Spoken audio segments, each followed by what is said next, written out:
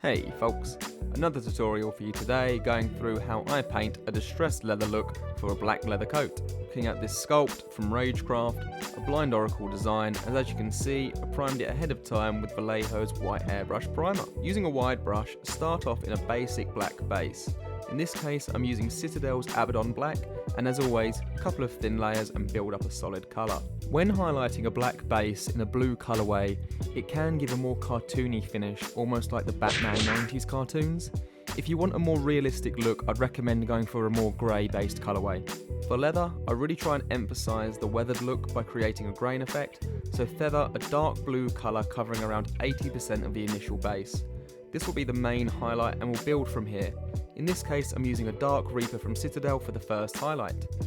Once you're happy with that 80% of the cloak has been covered in the first layer of the grain, go back in the opposite way to build up the texture more and create a more subtle fade up from the black whilst retaining the scratched or distressed leather look.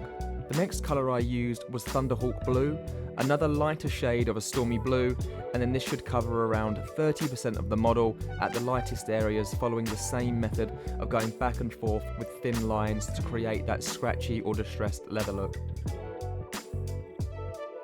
And there you have it. Let me know in the comments what you'd like to see next, and make sure to drop a follow and a like so you don't miss out on the new tutorials coming soon.